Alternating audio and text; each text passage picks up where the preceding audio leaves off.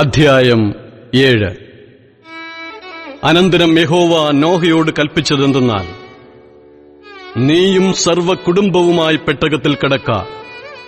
ഞാൻ നിന്നെ ഈ തലമുറയിൽ എന്റെ മുമ്പാകെ നീതിമാനായി കണ്ടിരിക്കുന്നു. ശുദ്ധിയുള്ള സകല മൃഗങ്ങളിൽ നിന്നും ആണും പെണ്ണുമായി 7 ശുദ്ധിയില്ലാത്ത മൃഗങ്ങളിൽ നിന്നും ആണും പെണ്ണുമായി 2, ആകാശത്തിലെ പറവകളിൽ നിന്നും പൂവനും പിടയുമായി 7 ഭൂമിയിലൊക്കെയും സന്തതി ശേഷിച്ചിരിക്കേണ്ടതിന് നീ ചേർത്തുകൊള്ളേണം.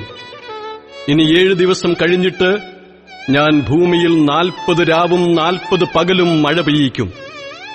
ഞാനുണ്ടാക്കിയിട്ടുള്ള സകല ജീവജാലങ്ങളെയും ഭൂമിയിൽ നിന്ന് നശിപ്പിക്കും.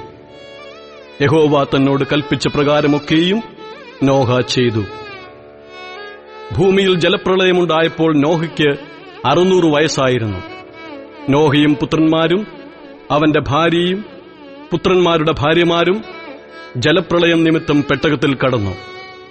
ശുദ്ധിയുള്ള മൃഗങ്ങളിൽ നിന്നും ശുദ്ധിയില്ലാത്ത മൃഗങ്ങളിൽ നിന്നും പറവകളിൽ നിന്നും ഭൂമിയിലുള്ള ഇഴജാതിയിൽ നിന്നൊക്കെയും ദൈവം നോഹയോട് കൽപ്പിച്ച പ്രകാരം 2 ആണും പെണ്ണുമായി നോഹയുടെ അടുക്കൽ വന്ന് പെട്ടകത്തിൽ കടന്നു.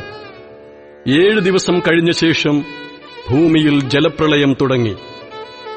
നോഹയുടെ ആയുസ്സിന്റെ 600 സംവത്സരത്തിൽ 2 മാസം 17 തീയതി അന്നു തന്നെ ആഴിയുടെ ഉറവുകളൊക്കെയും പിളർന്നു. ആകാശത്തിന്റെ കിളിവാതിലുകളും തുറന്നു.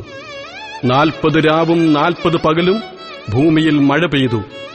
അന്നു തന്നെ നോഹയും നോഹയുടെ പുത്രന്മാരായ ശേമും ഹാമും യാഫത്തും നോഹയുടെ ഭാര്യയും അവന്റെ പുത്രന്മാരുടെ 3 ഭാര്യമാരും പെട്ടകത്തിൽ കടന്നു.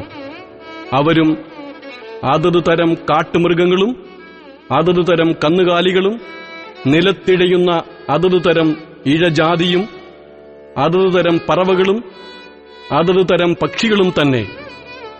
ജീവശ്വാസമുള്ള സർവ്വജഡത്തിൽ നിന്നും 2 നോഹയുടെ അടുക്കൽ വന്ന് പെട്ടകത്തിൽ കടന്നു. ദൈവം അവനോട് കൽപ്പിച്ചതുപോലെ അകത്ത് കടന്നവ സർവ്വജഡത്തിൽ നിന്നും ആണും പെണ്ണുമായി കടന്നു. യഹോവ വാതിൽ അടച്ചു. ഭൂമിയിൽ 40 ദിവസം ജലപ്രളയമുണ്ടായി.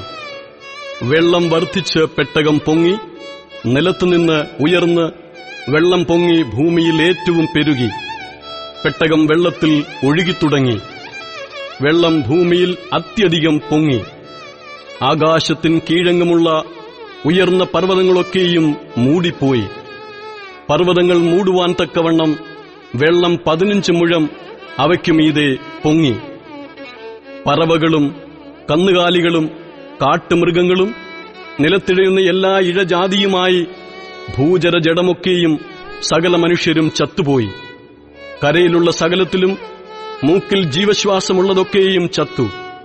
ഭൂമിയിൽ മനുഷ്യനും മൃഗങ്ങളും ഇഴജാതിയും ആകാശത്തിലെ പറവകളുമായി ഭൂമിയിലുണ്ടായിരുന്ന സകല ജീവജാലങ്ങളും നശിച്ചുപോയി. അവ ഭൂമിയിൽ നിന്ന് നശിച്ചുപോയി. നോഹയും അവനോടുകൂടെ പെട്ടകത്തിലുണ്ടായിരുന്നവരും മാത്രം ശേഷിച്ചു. വെള്ളം ഭൂമിയിൽ 150 ദിവസം പൊങ്ങിക്കൊണ്ടിരുന്നു.